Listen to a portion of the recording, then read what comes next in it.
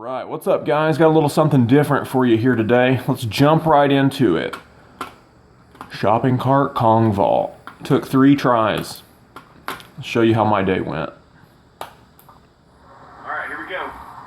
First try to jump this shopping cart with a Kong vault. Alright, see how it goes.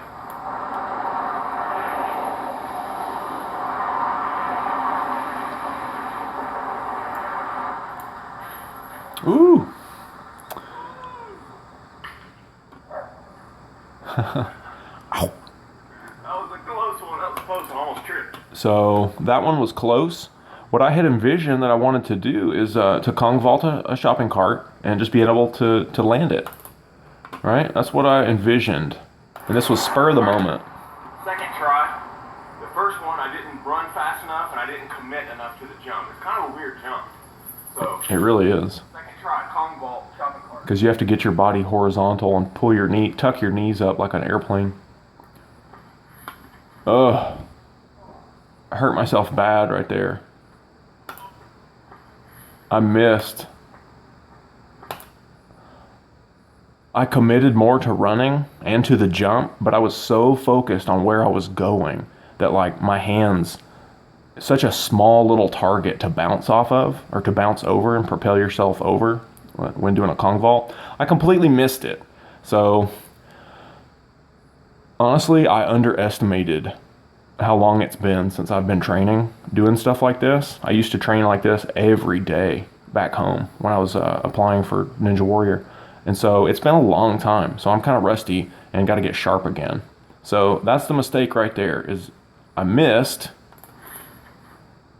And then basically, you know, the second nature, like reflexes attempt to kick in to do a roll. Because it's just hardwired in now. You land, you do a roll. If it's something weird, too high of a landing, if it's something's not right, you can roll it out.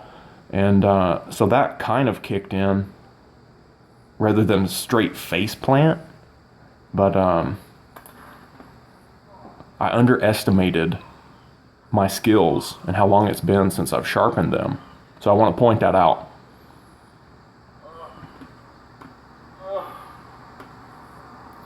Not good. Not good.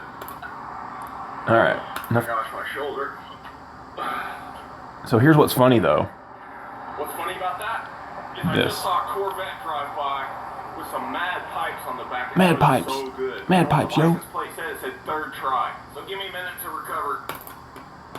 Oh my gosh, I might as well just dove over that thing. Dove, not died, but dove. Okay.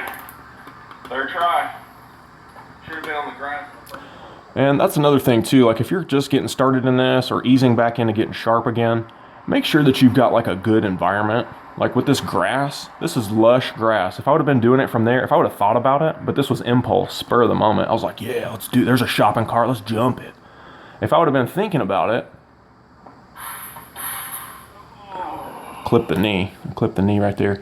If I would have been thinking about it, which I wasn't, I would have put it over there on the grass to start with. So this is what I envision. Kong vault, legs are a little bit wild out there. That could be dialed in.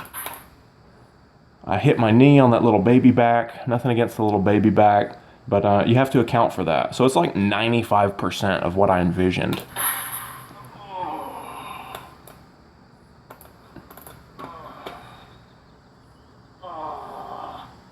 Oh, that was a knee. So after that, I just got my shirt off. Oh. after that, I decided that, you know, if anything really bad happened, I didn't want to be at the ER, like really messed up. So for all intents and purposes, I 95% completed what was in my head. And it totally derailed the rest of my whole day. But for all intents and purposes, it was complete. Oh my gosh. Oh man. Super rash. All this shoulder and all this, the back, like rib cage, all that stuff is super hurting right now. I've looked at the skin. It's not punctured really. No punctures. It's like a really rough. Oh my gosh. Show me that. I don't know how it got so rashed up when I had a shirt and sweatshirt on, but that's I don't think anything's broken. that's what happened. I wouldn't say that. But all this. Crazy laugh. Oh my. Crazy laugh. Crazy laugh. Alright, let's get over here where I can talk to you for a minute. Alright, baby, let's talk. Alright, so I wanted to make this video in case, like, say my son is watching, for example.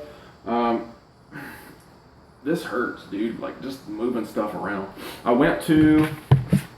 did go to the urgent care and get checked out.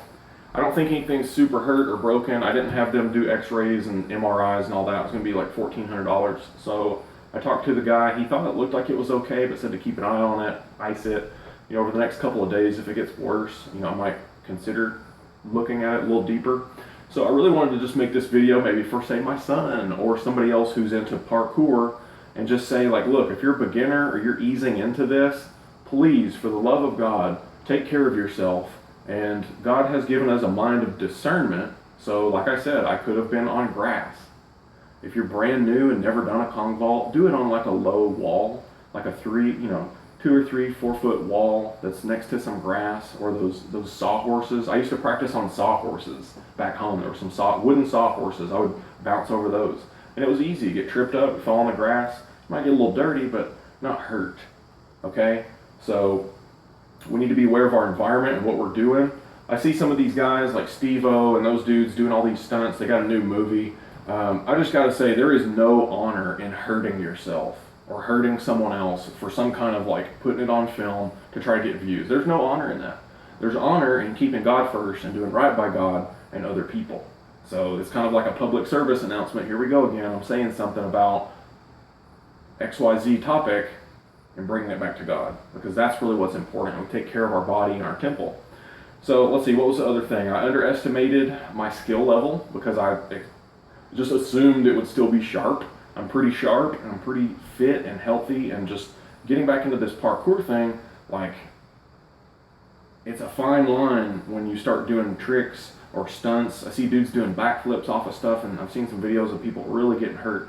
Like, imagine the fall that I did. It was a 3 or 4 foot, basically me just diving my shoulder into the ground, okay? And if you were jumping something that's 10 or 20 feet, let alone some of these dudes that are like jumping buildings, right? And you tripped and like fell, you could die, okay? So there's no honor in just trying to get something, on film if you hurt yourself in a way that this is unnecessary. This pain and this has completely derailed my day. I believe God can use this in some way for His glory to speak to someone through me, yet it was completely unnecessary, right? I'm walking around with my arm just kind of dangling so I don't move any of this, so it can just chill out, right? And it made me think of when I was in the moment of like, should I do a 4th jump? Because I'm like, well, that just about did it, but it wasn't perfect. And I'm over there looking at this thing thinking, oh, I wanted to imagine it perfect. But I'm in this pain, it's like super hurting.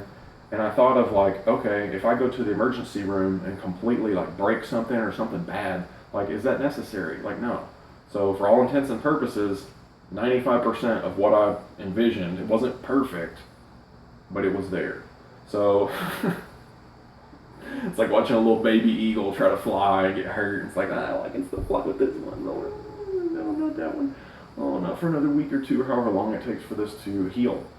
And what it made me think of, because that's what I decided in the moment, is just, you know what, it's good. Let me just go back home and get focused on, take a shower and go to the dang urgent care and just have them take a look, because it was really bad hurting. And it's chilled out a little bit. But, where was I going with that? This idea of, Keith Cunningham. He's a guy that wrote a book called The Road Less Stupid. And so he takes thinking time to think about the decisions for his life or relationships or business and all this kind of thing. He said I haven't read the book, but someone told me about it, and I checked out some of his interviews and stuff like that to get a gist of what he's talking about.